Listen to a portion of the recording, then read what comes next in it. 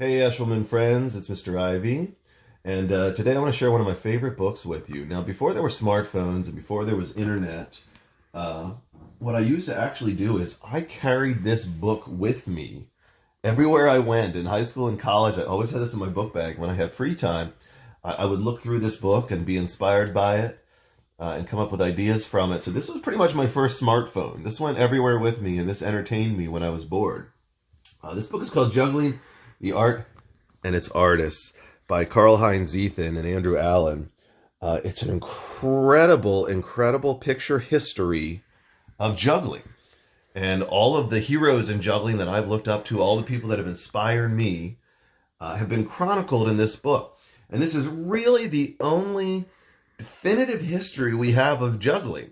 Magicians are very good at writing down their past and their history and how things evolved, but jugglers were apparently pretty unorganized.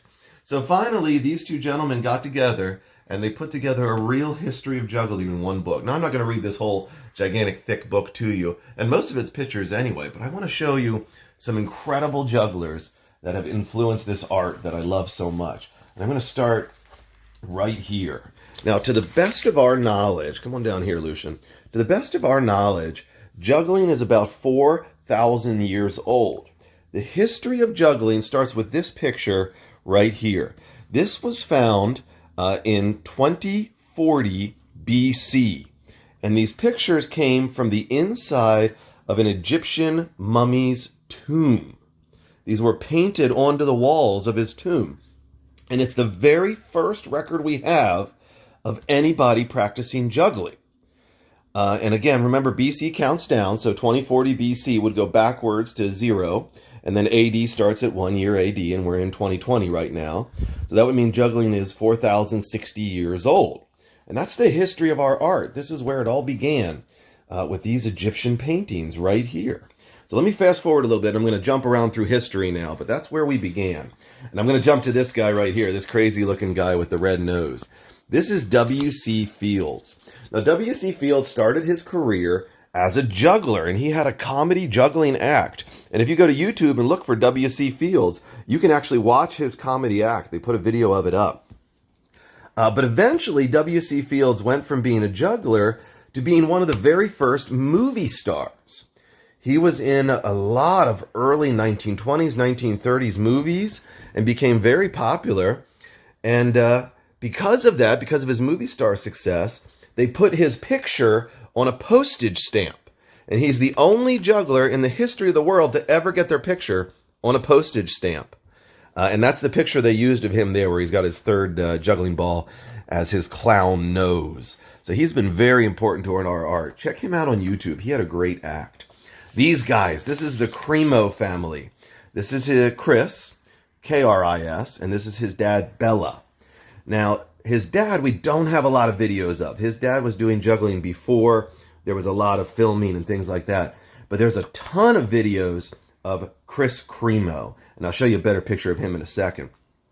But these two invented something called cigar box juggling. Now, it didn't actually involve cigars and smoking, but what it was 3 boxes, and they weren't connected by anything at all.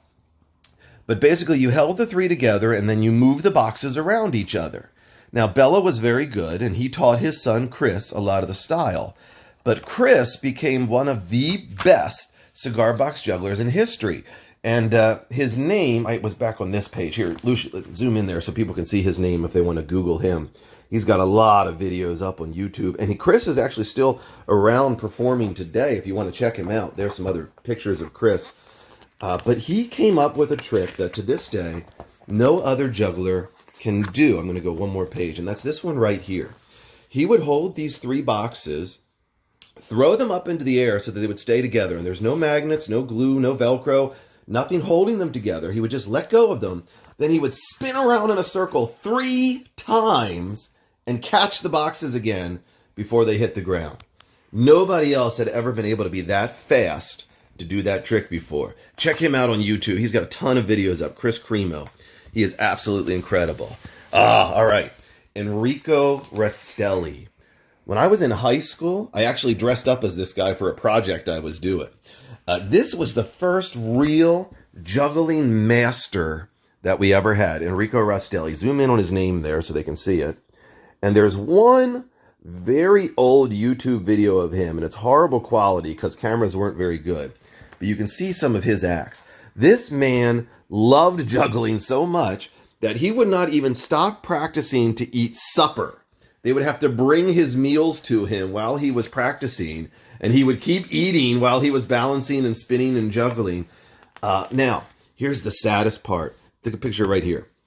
This is called a mouth stick, and what happens is he would hold this in his teeth by this end and then balance this ball on it. There's kind of a picture of what that looks like here. He's got the ball in his bounced up in the air. He's going to catch it back on that stick in his teeth. Now, here's the sad part. This stick right here that he was holding in his teeth, you can keep it on me. That's all right. That stick, he was practicing one day, and when he was taking it out, because it was only made of wood, when Enrico lived, there was no plastics, and they were just starting to figure out rubber. He cut the gums on his teeth, and it ended up getting infected. And then it got worse. And then, because of a little cut on his gum, at the age of 35, he died. That's crazy, I know. Nowadays, we have medicine, we have good dentists and doctors and technology and things that would help us. But 1931, when he got this cut and this infection, they didn't have that kind of medicine. But he was so loved by the world. Look at this. This is a parade for his funeral. A juggler. All these people lined the streets and came out to see a juggler's funeral at only 35 years old. And they put a statue of him in Italy, his home country, to commemorate and to remember this amazing juggler, Enrico Rastelli. He was, there he is at his funeral.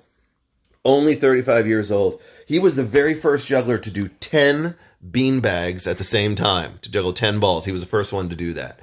Unbelievable talent, and we lost him way too young.